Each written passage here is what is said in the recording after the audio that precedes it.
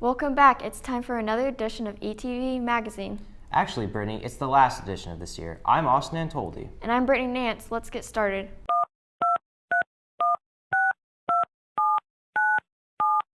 We're sorry, the number you have reached is not in service. Please check the number or try your call again. This is a recording.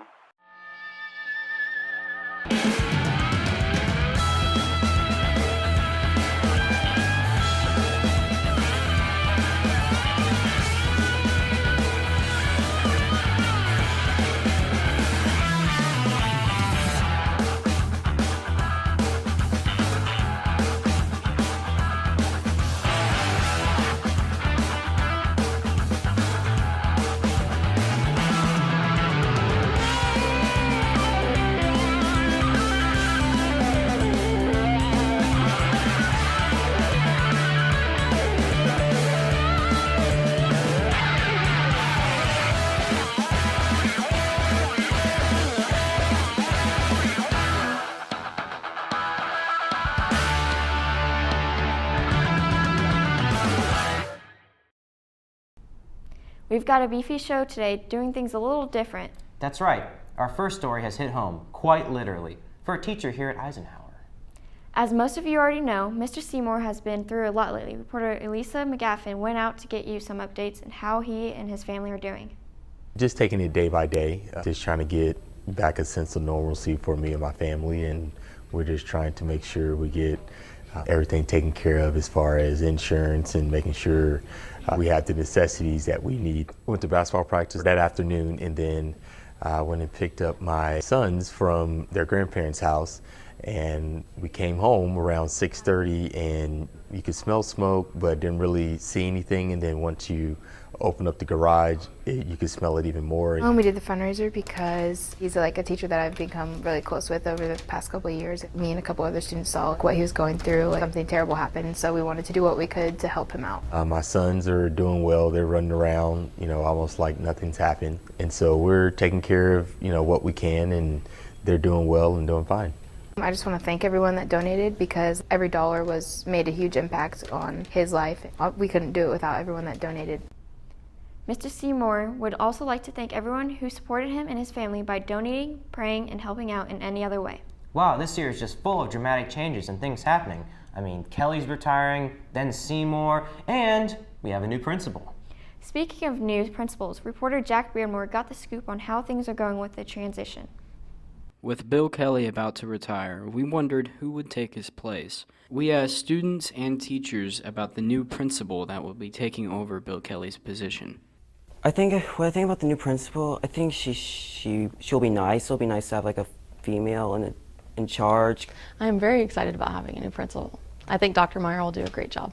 So it's kind of too early to see if there are going to be any changes, but hopefully there are. There will probably be some changes. I don't think anything too major. I think she'll run it mostly the same way the old one did. I think we do have some room for some changes. We have a need for a little across what's happening and better communication from administrative meetings to the building, and I think Dr. Meyer will do a great job with that, and I'm looking forward to next year. I have been a part of the Goddard community since 2000. So started as a teacher, and then I was an assistant principal for 10 years, and I absolutely love this district. I love the teachers, I love the students, and I was ready to take on a position where I can try to hopefully make some positive changes. There is definitely room for improvement, as there always is in any environment, and that's what I will be looking for, but I won't necessarily just make some dramatic changes right away. I have wanted to be principal recently. That was never my original goal when I got into education. I thought I would be a teacher until I retired, and what I found is that as you move up in leadership positions, you can impact students on a grander scale, and that is my ultimate goal, to help as many people as I possibly can. It is a very overwhelming situation. That it's a lot of responsibility, but I believe that I'm prepared, and I believe that I have great support system, so I know we'll be successful together. For ETV Magazine, I'm Jack Beardmore. Austin, do you think you have a shorter attention span? I'm not really sure, but you know what I am sure of? I'm tired. Well, then take a look at this reporter, Alyssa Burrows' file of fatigue in students. She gives some awesome tips. Students are more focused on sports, theater, work, or on social media that they don't make time for schoolwork. They are always having a busy schedule, which can make them blame time for not doing their homework. I think our students have a lot more activities they do, not only during the school day, but after school as well. I'm pretty busy. I'm usually involved in sports and a couple different clubs such as Stuco and NHS. Students are staying up late with extracurricular activities and social media that it is hard for them to wake up early in the morning and stay awake during the school day. I think that definitely impairs their ability to keep grades up. Yes, if they're spending a lot of time either at work or at the extracurricular activities, they don't have as much time to focus on homework. And sometimes that gets put to the wayside until that next day and it doesn't get done, or it gets done in a manner that they're not really learning or understanding that material that they're covering. I do enjoy being busy because it gives me something to do and it makes me feel like I'm accomplishing something. Personal experience with my kids too, that sometimes they like to stay up really late with activities or on social media, and that absolutely impairs their ability to get up early in the morning and be awake during the school day. I spend about an hour each night and I'm balancing sports and just a couple different clubs. Fatigue is common in busy students' life. There are a couple ways to avoid it. First, take care of your body. A little self-care goes a long way. Second, pick the time you are more awake to do the hard things in your life. Learn to let go. Remember, work is infinite, but time is finite. Finally, give yourself a break. Long hours don't necessarily mean that you are productive. For ETV Magazine, I'm Melissa Brose. The jazz band owns a lot of the trophies in the case down the band hall, but no one really talks about them. So reporter Jack Beardmore headed down to check out what's going on. With the year about to end, we wondered what the jazz band was up to and if they could improve themselves. There's always room for improvement with anything you do. Nothing's ever completely perfect. Everyone can practice more, but that's true for anything. Sports, music, anything, you could always practice more probably than what you're doing. It gets the students who really have the drive to get better, so when they're in that class and they see the repertoire that's much more difficult than what they're used to, they go home and they practice and they come back and they improve a lot.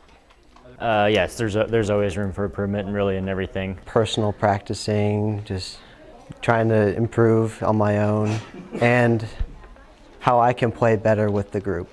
We asked the jazz band members if they thought that the jazz band was a good activity to be in. Yeah, the band's definitely a good activity to be in. It can teach you a bunch of stuff about just like general skills you should have that apply to music, but also other areas, and it also gives you a bunch of friends. Yes, it is very, especially for band students, it gives you another form of music to work with, and it's a more just fun environment. Yes, I think it is, because it's basically been my life for all 4 years and where I felt comfortable being. Yes, I think it's a very good activity. It's really selective. When it comes to band and orchestra, it takes the top students, and it takes the students that really have a drive to improve in music, and it's majoritively students who want to do music in college, and it's a really good preparatory class. We also asked the jazz band members if they had any major accomplishments. Every year we go to 3 or 4 jazz competitions, festivals, and we usually do pretty well there. Not huge. We've always scored well everywhere we've gone. We've always played pretty well, but there's nothing huge on a statewide level.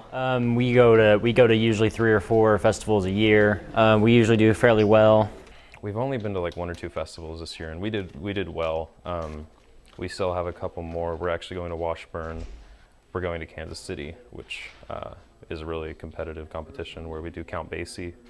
It's a Count Basie competition, and hopefully we do well there. So, for ETV Magazine, I'm Jack Beardmore. Hey, look, it's my turn. Yes, Austin, it is. Go ahead and give the introduction. Noah Merrill and I went on a quest to find the ultimate donut and ended up at Hertz Donut. It's time for At the Table. Welcome to our second edition of At the Table. Today we're at a little place I like to call Hertz Donut. And look at this, Hertz for life, says Oprah Winfrey. She loves bread and she loves donuts. Makes sense. I love donuts and bread too. That's why we're here, buddy. That's why we're here. Anyway, I'm Austin. And I'm Noah. And this is At the Table. Near the corner of Ridge and 21st Street lies Hertz Donuts, the place we decided to review today. Like I said earlier, I really love bread, so this should be an especially enjoyable experience for me.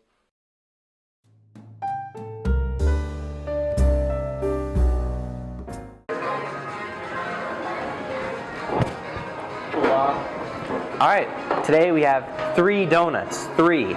We got the Homer Simpson, the Slim Shady, and the blueberry streusel, Austin. The blueberry streusel. Thank you, Noah. And then we got 2 chocolate milks to wash it down. Just in case it tastes bad or, just has that milkability. All right, I can't wait. I can't wait. Let's try this.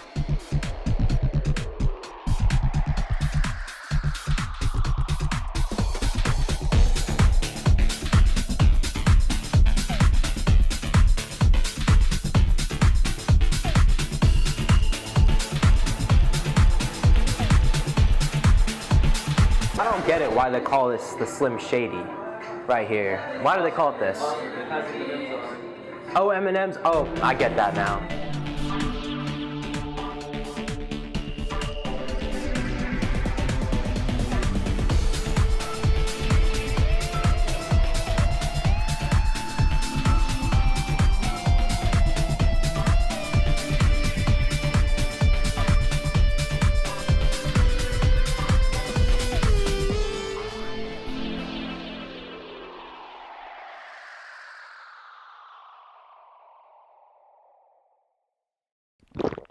So we're going to rate these with Beyonce ratings because donuts are halos. And we're going to see if we can see Hertz's halo. Yeah. Right. So first we're going to talk about icing to donut ratio. You don't want a donut that's over iced. You don't. Now, as far as the Homer goes, there was a lot of icing on it, but it also had lots of donut. I wouldn't say that it was 50-50, but it was close to it. For a donut to icing ratio on the Homer Simpson, excuse me, just the Homer, I think I'm going to give it a 4.5 out of 5 halos. Close enough, but not perfect. Alright, well I had 2 separate donuts like Austin did. I had one that had no glaze, and one that did. The one that did was perfect. The donut was kind of dry, but with the frosting it was okay. I'd give it like a 3 out of 5 frosting to donut ratio on the Slim Shady. I also had a copy of the Slim Shady, and the Slim Shady was very dry, but it was also very icing-like. I would give it a 3.5 out of 5 halos. So it'd probably be like this. Oh yeah, half a halo. But it was delicious nonetheless. Now this purple thing, I would give it a 5 out of 5 just to begin with. This is a Beyonce donut. This is a halo. It's super moist. Doesn't have any icing or glaze or whatever you call it. It has this little crumbly thing, which is delicious. I really liked it, and also it's super purple, which made me happy. I like the colors. Overall, a perfect donut. Delicious. 5 out of 5 halos. Wow, that's great. I'm so glad we had that. I really like the environment actually. Everything, there's like couches and stools and really cool like artwork around. Like someone drew like paintings over there and stuff, so it's kind of cool. Give it like a 4 out of 5. The music's a little bit loud, but that's okay. That's it for this edition of At the Table. Hope you enjoyed this, and catch us next time. We're going to do something even better. I'm Noah. And I'm Austin. And this was At the Table. And now we are no longer at the table. So the last thing we have for you today comes from Jaden Van Sickle. This is do-it-yourself fishing hacks. Let's check it out. Hello and welcome to the 60-second life hack. Today we'll be hacking fishing. Grip is everything during a fishing trip. A bad grip can cost you the big catfish or bass in the pond. Start the clock.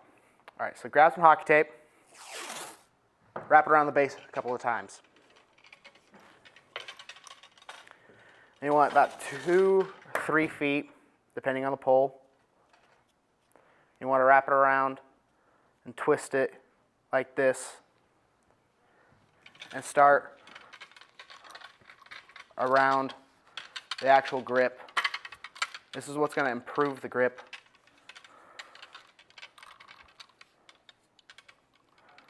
And then just wrap it around the base, back to the base.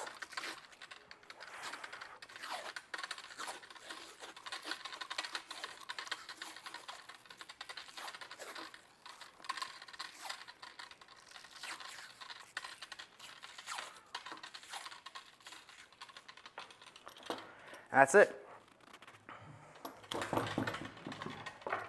All right, so that's been this 60-second life hack. I'm Jaden Vansickle from ETV Magazine, and I'll see you next time. Well, I guess this is it for us, our last news segment. Don't worry, we'll be back next year with more awesome stuff. Good. I'm excited.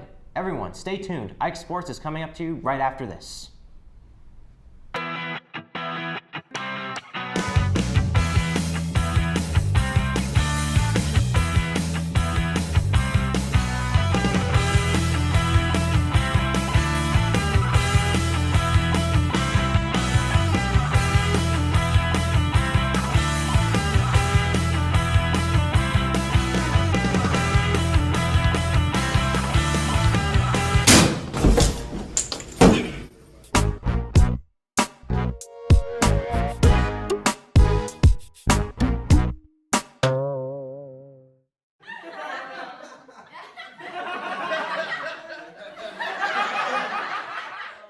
It's time! Time for what?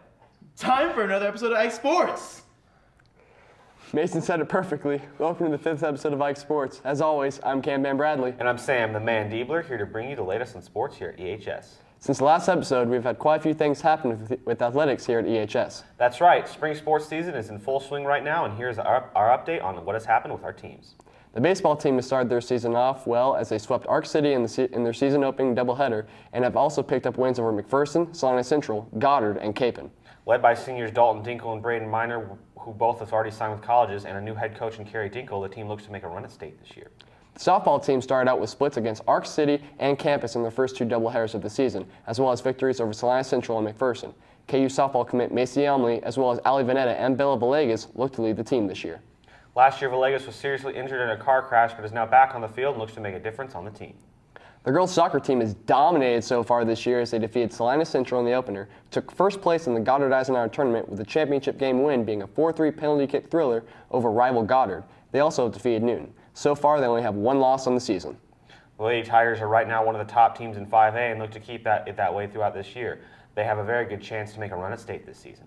The track and field team started their season with meets here at EHS and at Valley Center. They also competed in pre-state at WSU where pole vaulter Garrett Kennedy took first place with his PR vault at 15.7. Colin Dornick also set a school record time of 4 minutes 38.89 seconds in the mile. Also, the WSU meet javelin thrower Matt Pyle took first place with the school record throw of 178.1. Another first place finisher in the meet was Macy Elmley 200-meter dash with a time of 26.83. They look to continue the success throughout the season and bring home even more state champions this year. The boys tennis team have had tournaments in Arc City, Wellington, and Goddard throughout this season. Players such as last year's state competitor Ian Ferris as well as Tyler McGreevy and Colin Anderson look to lead the team this year and get more athletes to state. And that's your sports update for this episode.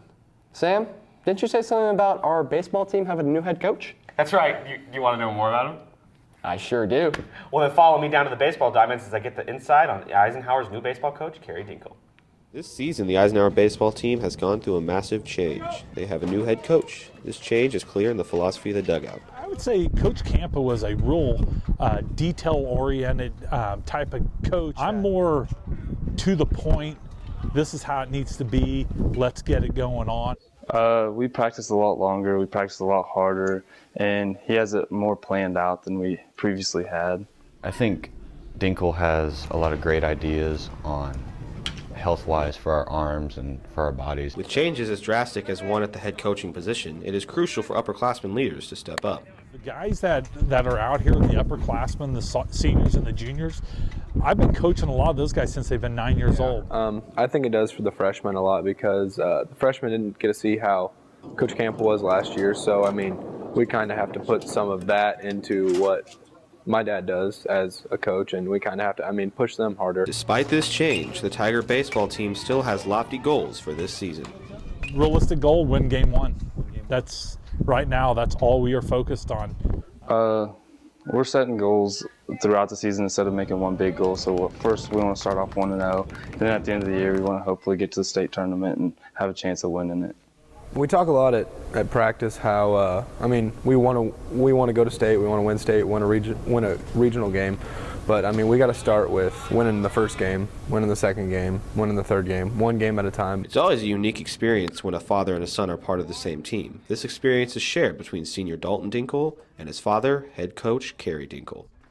it's been fine. Yeah, there's times where we'll buck heads with each other, and I'll give them a crazy look or whatever. It's not as stressful as everybody's might think it seemed, because when I was younger, I played not under him, but he was an assistant coach, and I mean, since I was about 8, 9, 10, I've played with him, and he's been my coach since then. For Ike Sports, I'm Sam Diepler.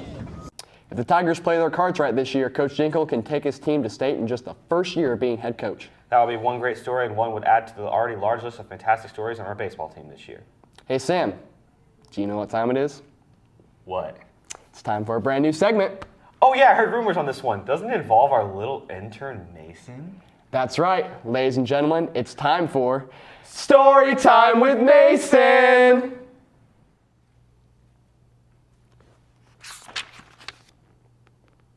Oh, sorry, didn't see you there. Come, gather around, children of all ages. I have a story to tell. You stink!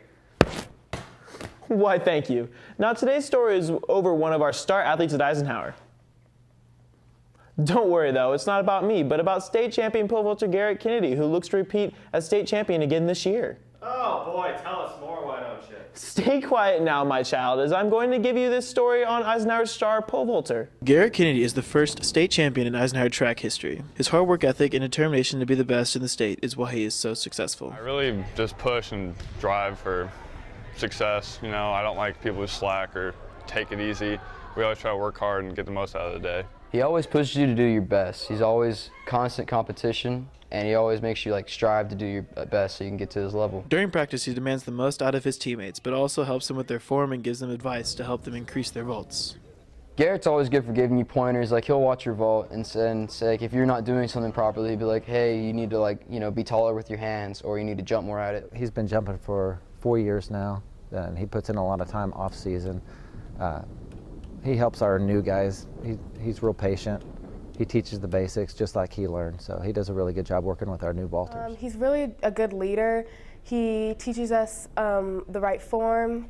He encourages us. He's a role model. He's really good all around. Teammates and coaches of Garrett are honored to compete, coach, and train with one of the best pole vaulters in the state. Well, it's a huge honor, actually, to have them. I've been coaching for 15 to 17 years or something like that now, and he's my first state champion. Yeah, he's going to go far. He's a lot of fun to coach. It's really exciting, actually, to be able to practice with him every day and just see everyone improve all the time and show how we were last year and how much we've improved already from this year. And it should be a really good year. Honestly, the first couple of days, it was almost like it never happened, like it was a dream almost. But then when it finally sunk in, it felt pretty good knowing that I was best in the state.